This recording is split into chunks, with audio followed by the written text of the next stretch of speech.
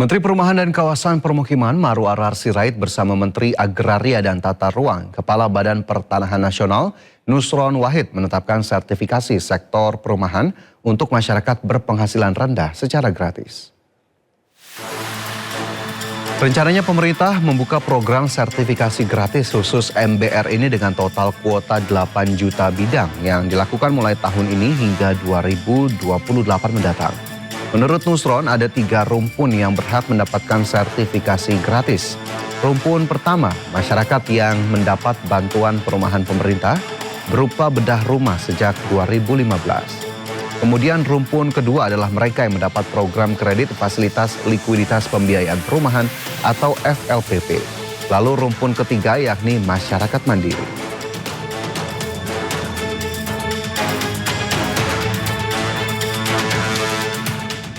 Dan kita juga sudah laporkan terobosan yang paling luar biasa juga kalau pada kita adalah sertifikasi gratis bagi MBR masyarakat berpenghasilan rendah.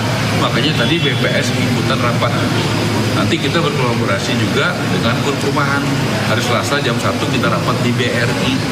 Ya, nanti agenda berikutnya nanti Pak Nusron yang tentukan. Ya, itu adalah suatu karya yang luar biasa, support yang luar biasa dari Menteri ATR BPN bagi rakyat. Judul programnya adalah sertifikasi sektor perumahan untuk masyarakat berpenghasilan rendah. Ini ada 3 rumpun yang berhak mendapatkan program ini. Rumpun pertama yaitu rumpun masyarakat yang mendapatkan bantuan perumahan dari pemerintah. Rumpun kedua bagi mereka yang mendapatkan program kredit FLPP, itu juga nanti sertifikasinya gratis. Rumpun ketiga, masyarakat mandiri. Mereka membangun perumahan secara mandiri, tapi yang bersangkutan masuk kategori MBR. Pemirsa, Menteri Koordinator Bidang Pangan Zulkifli Hasan menegaskan bahwa Koperasi Desa Kelurahan Merah Putih berbeda dengan supermarket. Ditemui di Kompleks Istana Kepresidenan pada hari Rabu, Zulhas mengungkap selama ini banyak masyarakat salah paham terkait keberadaan Kopdes yang dianggap akan menggantikan supermarket atau toko retail modern. Terkait hal tersebut, Menko Pangan menjelaskan bahwa Kopdes berfungsi sebagai off-taker atau penyerap hasil produksi masyarakat di tingkat desa seperti petani, peternak hingga nelayan. Jadi satu, saya ulang ya, Koperasi Desa Merah Putih sebagai infrastruktur pemerintah nanti menyalurkan bantuan seluruh bantuan, kemudian juga menyalurkan seluruh barang-barang subsidi. Ya, itu. Nomor 2, dia sebagai off-taker. Kalau harga seperti gabah, jagung dan lain-lain di bawah harga yang sudah ditentukan pemerintah, maka koperasi dia bisa off-taker sebagai pembeli dari produk-produk pertanian yang sudah ditentukan harga. Kementerian Haji dan Umroh meminta dana sebesar 4 triliun rupiah ke Badan Pengelola Keuangan Haji. Permintaan dilakukan untuk biaya uang muka penyelenggaraan haji tahun 2027 ke Otoritas Arab Saudi. Permintaan dana sebesar 4 triliun rupiah Kementerian Haji dan Umroh ke BPKH diungkapkan Menteri Haji dan Umroh Muhammad Irfan Yusuf saat rapat kerja dengan Komisi 8 DPR RI. Permintaan dana dilakukan untuk pembayaran uang muka penyelenggaraan haji tahun 2027 ke Otoritas Arab Saudi. Pembayaran ini sesuai dengan ketentuan pemerintah Arab Saudi yang membuka pendaftaran mulai 15 Juli hingga 13 Agustus 2026. Selain kewajiban, pembayaran juga untuk mempertahankan lokasi tenda jemaah Indonesia di musim haji 1447 Hijriah untuk kembali digunakan untuk musim haji 1448 Hijriah. Jumlahnya 8.800.000 sekian, sekitar Saudi Rial sekitar 4 triliun lebih 7 miliar sekian. Tenggatnya kapan? Kenapa? Tenggatnya besok dimulai pembayaran. Pola yang dilakukan oleh pemerintah Saudi, pembayaran itu dianggap sebagai bagian kepastian bahwa kita akan ikut mengirim jemaah haji tahun depan.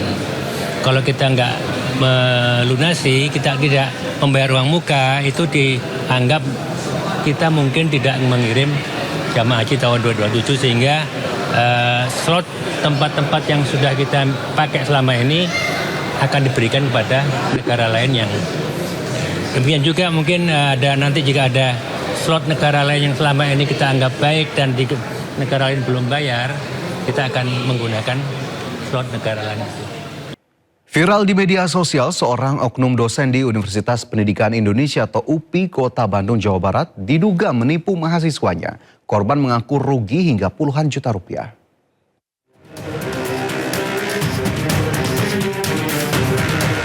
Dalam akun sosial media @pl.bioci menggugah postingan dengan narasi telah menjadi korban penipuan yang diduga dilakukan oleh seorang dosen di Universitas Pendidikan Indonesia atau UPI Bandung, Jawa Barat. Dalam unggahan yang bersangkutan pun sempat mengunggah bukti-bukti transferannya sebesar 100 juta dan baru dibayar 40 juta rupiah. Korban pun mengakui pernah ada hubungan dengan diduga dosen UPI tersebut pada tahun 2025 lantaran dianggap memiliki branding yang bagus dan enak diajak berbicara hal apapun.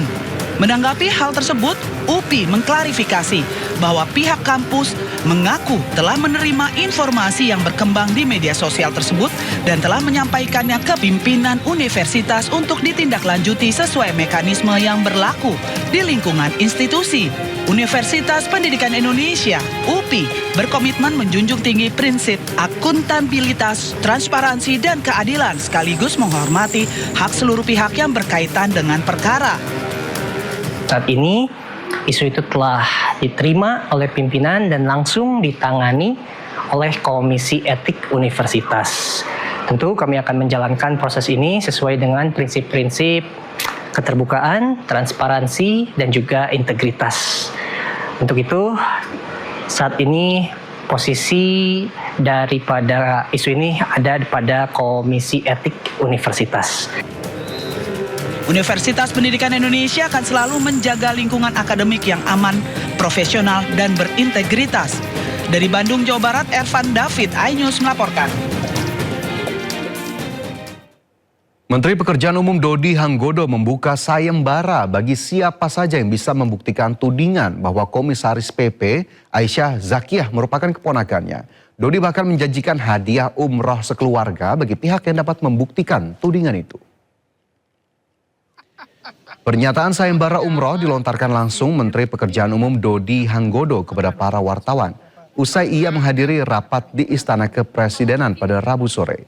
Selain soal tudingan Komisaris PP Aisyah Zakiah merupakan keponakannya, wartawan juga menanyakan rumor mutasi sejumlah pegawai senior di Kementerian Pekerjaan Umum dari Jakarta ke berbagai daerah terpencil di luar Jawa.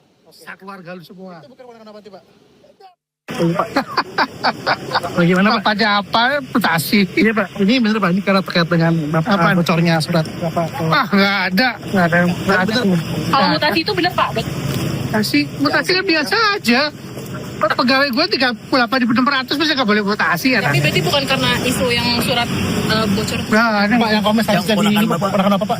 Komisaris jadi ponakan Bapak. Bukan sayembara, kalau lu bisa buktikan gue kasih lu umroh. Keluarga lu semua. Itu bukan ponakan apa Pak? Bukan sayembara tuh, gue kasih waktu sebulan. Berarti bukan ponakan Pak? Ya, lu pikir sendiri.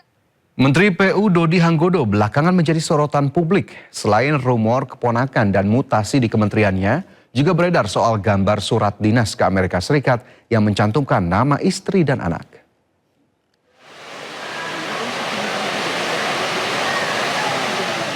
Setelah ramai jadi perbincangan, Menteri Pekerjaan Umum Dodi Hanggodo buka suara. Dodi pastikan dirinya batal mengunjungi New York, Amerika Serikat. Dodi juga menyebut dirinya lebih memilih meninjau jembatan Enang-Enang di Benar Meriah. Ya lebih penting ke sini gue. Lebih penting ke Enang-Enang. Iya. Kalau ke Amerika batal, karena saya lebih pentingkan ke Enang-Enang dari kemudian ke Agam. Gitu dong balik ke Amerika. Sebelumnya, gambar surat dinas Kemen PU ke Amerika Serikat yang mencantumkan nama istri dan anak menteri menjadi perhatian publik. Publik menilai keikutsertaan istri dan anak menteri dalam kunjungan dinas menggunakan APBN. Namun, Kementerian PU memastikan surat yang beredar di publik sebagai syarat kelengkapan visa. Selain itu, biaya perjalanan anak dan istri menteri ditanggung sebagai biaya pribadi.